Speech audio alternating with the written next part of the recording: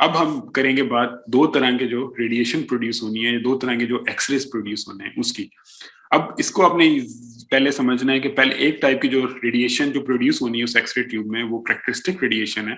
और उसमें क्या होता है कि ये आपका जो ब्लू कलर का यहाँ पे आपको एक स्ट्रक्चर नजर आ रहा है, ये एक इलेक्ट्रॉन है।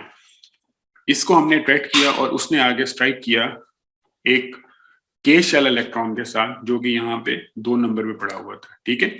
और वो स्ट्राइक करके खुद बाहर, रिबाउंड इंसिडेंट इलेक्ट्रॉन है वो बाहर निकल गया।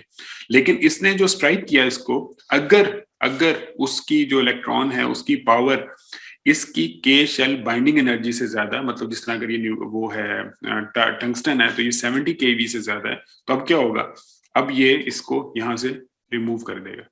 ये यहाँ से जो इलेक्ट्रॉन था वो इजेक्ट हो गया और ये इजेक्टेड के शेल इलेक्ट्रॉन हम इसको कहेंगे। बड़ा स्टेप्स और बता देता हूँ। हमने वहां से क्या कहते हैं, एक्सेलरेट किया इलेक्ट्रॉन्स को, इलेक्ट्रॉन्स आगे स्ट्राइक हुए टारगेट में। टारगेट के अंदर अगर उनकी एनर्जी के शेल बाइंडिंग से ज्यादा थी, उसने आके इलेक्ट्रॉन को स्ट्राइक किया और उस इलेक्ट्रॉन को एनर्जी दी और उसको बाहर निकाल दिया। अब क्या हुआ है, अब ये हुआ है कि इसके अंदर होल डेवलप हो गया, यानी कि यहाँ पे एक वैकेंसी सीट बन गई है और हर इलेक्ट्रॉन जो है वो न्यूक्लियस के करीब आगे रहना चाहता है। अब उससे क्या होगा कि जो यहाँ का एक इलेक्ट्रॉन था, ये इलेक्ट्रॉन मूव करके इधर चला गया। अब क्या हुआ, अब इसमें एक इंपॉर्टेंट चीज, यहाँ पे इंपॉर्टेंट एक चीज आपको याद करनी पड़ेगी, वो ये था कि इन दोनों की एनर्जी में एक डिफरेंस था। आपको याद है कि इन दोनों की एनर्जी में हमने याद देखा था कि के और एल शेल की एनर्जी में जो डिफरेंस था वो कितना था, 70, फिर 12, फिर 2। तो इसका मतलब है कि इसकी एनर्जी जो थी वो -70 थी, इसकी एनर्जी थी -12 थी। इन दोनों के दरमियान में डिफरेंस था वो 58 का था। तो इस तरह क्या हुआ कि जो इन दोनों के दरमियान में डिफरेंस है, उतनी पावर का एक फोटोन जो है वो बाहर रिलीज हो जाएगा, ठीक है। और ये जो फोटोन रिलीज होगा, इसका जो है ये जो, यानी कि ये कितना एग्जैक्ट वैल्यू का होगा, जो कि 58, हाँ, इन दोनों का जो डिफरेंस है 70 और 12 का, उतने डिफरेंस का ये इलेक्ट्रॉन यहाँ से वो फोटोन यहाँ से जो है ना वो रिलीज हो जाएगा। तो ये वे है कैरेक्टरिस्टिक रेडिएशन की। और इसमें यही होता है कि ये देखिए, मैं आपको थोड़ा सा एग्जांपल दोबारा उसी की दे देता हूँ। 70, 12, 2 जो थी, और उसमें से ये होगा कि ये जो है, अगर के से यहाँ से वैक्यूम क्रिएट हुआ है तो ये किसी भी शेल से नीचे आ सकता है। एल शेल से चांसेस सबसे ज्यादा है, लेकिन अगर एल शेल से ड्रॉप करेगा तो ये दोनों का डिफरेंस जो होगा यहाँ पे वो 58 है, तो वो आएगा। और अगर एल शेल की बजाय एम शेल से ड्रॉप करेगा तो वो 70 और -2 के दरमियान में जो डिफरेंस है वो 68 है। तो 68 के अंदर वो डिफरेंस आएगा। और इसको अगर ये एडजेसेंट से ड्रॉप कर रहा है, ये दो डेफिनेशंस इंपॉर्टेंट है।